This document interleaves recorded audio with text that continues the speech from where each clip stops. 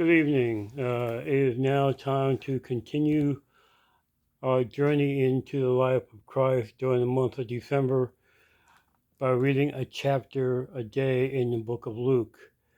Uh, Today we are on chapter 14.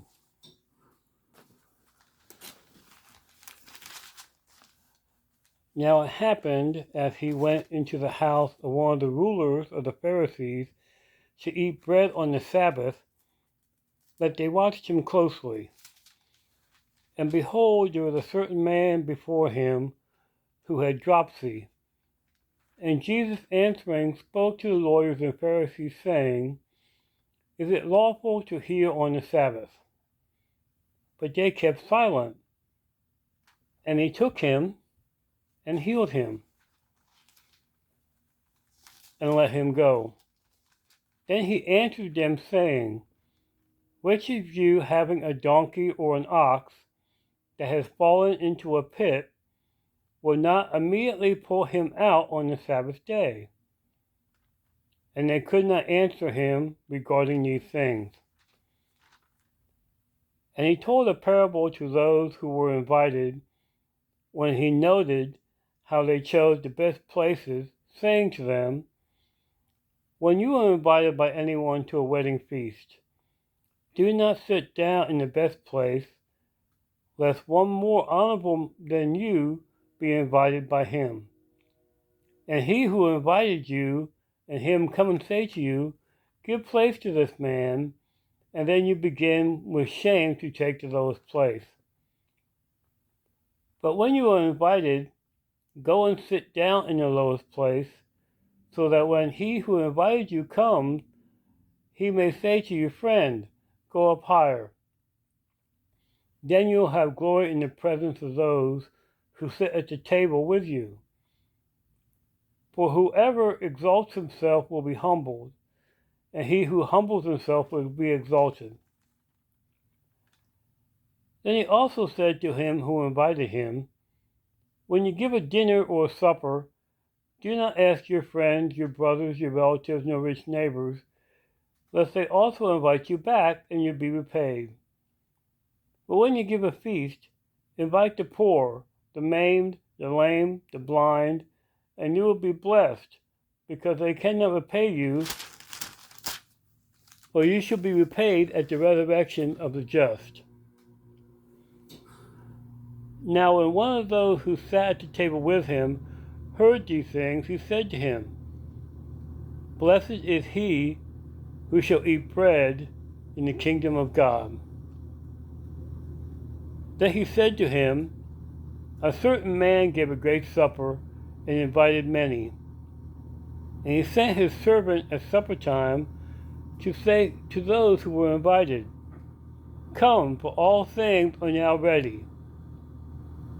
But they all with one accord began to make excuses. The first said to him, I have bought a piece of ground, and I must go see it. I asked you to have me excused. And another said, I have bought 5 yoke of oxen, and I am going to test them. I asked you to have me excused.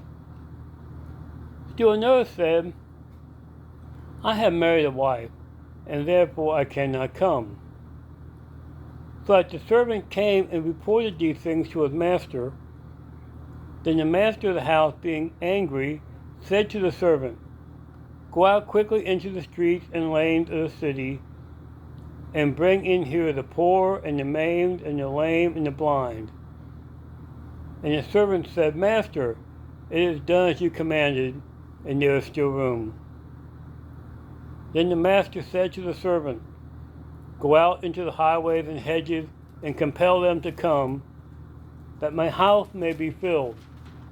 And I say to you, that none of those men who were invited shall taste my supper. Now great multitudes went with him, and he turned and said to them, If anyone comes to me and does not hate his father and mother, wife and children, brothers and sisters, yes, and his own life also, he cannot be my disciple. And whoever does not bear his cross and come after me cannot be my disciple. But which of you, intending to build a tower, does not sit down first and count the cost, whether he has enough to finish it? Lest after he has laid the foundation and is not able to finish, all who see it begin to mock him, saying, "This man began to build and was not able to finish." For what king, going to make war against another king, does not sit down first and consider whether he is able with 10,000 to meet him who comes against him with 20,000? Or else, while the other is still a great way off, he sends a delegation and asks conditions of peace. So likewise, whoever of you does not forsake all that he has cannot be my disciple. Salt is good, but if the salt has lost its flavor, how shall it be seasoned? It is neither fit for the land nor for the dunghill, but men throw it out. He who has ears to hear, let him hear. And tomorrow we shall continue on with chapter 15.